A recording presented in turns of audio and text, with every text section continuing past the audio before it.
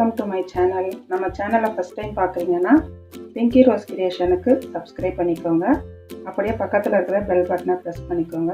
அப்போ தான் நாங்கள் அடுத்தடுத்த போடுற வீடியோ உங்கள் நோட்டிஃபிகேஷனில் வரும். வீடியோவை ஸ்கிப் பண்ணாமல் பாருங்கள். வாங்க இப்போ நம்ம வீடியோக்குள்ளே போகலாம்.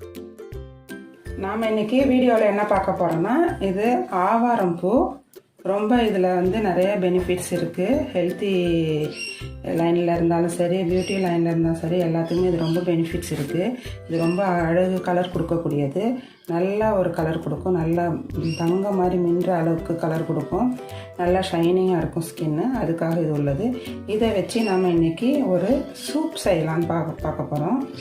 இப்போ நமக்கு சும்மா ஒரு கைப்பிடி அளவு தான் எடுத்துருக்கேன். இதை நல்லா வாஷ் பண்ணிடலாம். அதனால் ஒன்று ஒட்டிகிட்ருக்கு. இதை வச்சு நம்ம சூப் எப்படி செய்யலான்றதை பார்ப்போம்.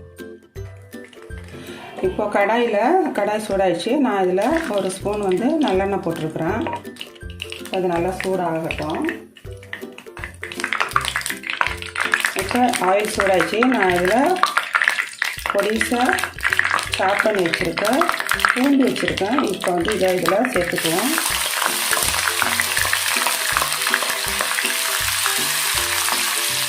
ரொம்ப கருகிட வேண்டாம், லைட்டாக அப்படியே இருக்கட்டும். வதங்கினா போதும்.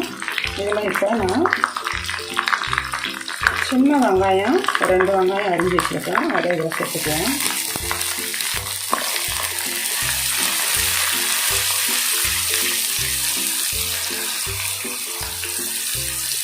நல்லா வதக்கிக்குவோம். நல்லா ஸ்மெல் வருது.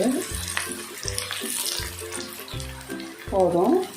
இப்போ நம்ம ஒரு நல்ல பழுத்த தக்காளி கட் பண்ணி வச்சுருக்கேன்.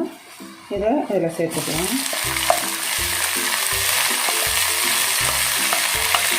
அதையும் நல்லா வதக்கிக்குவோம்.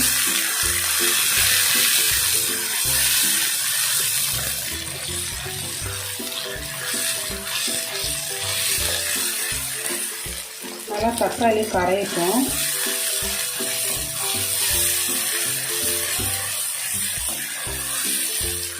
நான் இப்போ ஒரு பச்சை மிளகாய் தான், இது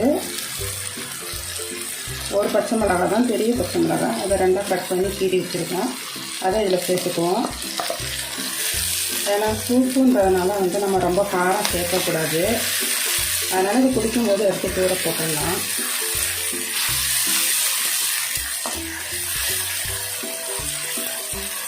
இது நல்லா கொஞ்சம் வதங்கட்டும்.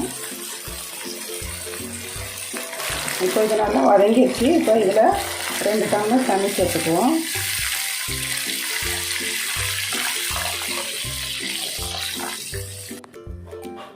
இப்போ இதில் 2 டம்ளர் தண்ணி போட்டாச்சு. இப்போ இந்த பூவை இதில் போட்டுக்குவோம். இது நல்லா கொதிக்கட்டும்.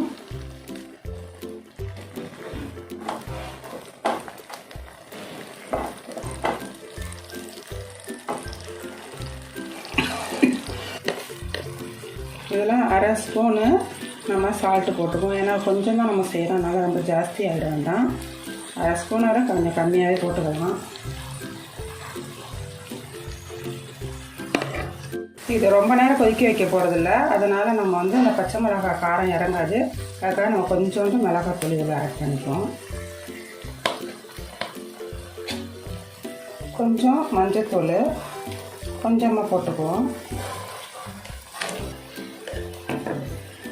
ஒரு 1/4 டீஸ்பூன் நம்ம பெப்பர் பவுடர் போட்டுக்குவோம்.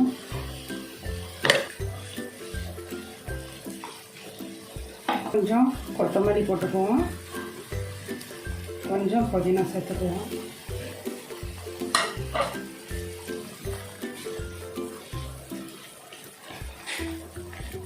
இப்போது இந்த ஸ்டேஜில் நான் கொஞ்சமாக கார்ன்ஃப்ளவர் தண்ணியை கரைச்சி வச்சுருக்கேன். இதை நம்ம இதில் ஊற்றிக்குவோம். நம்ம இதை உடனே கிண்டணும், இல்லைன்னா கட்டி பிடிச்சிரும்.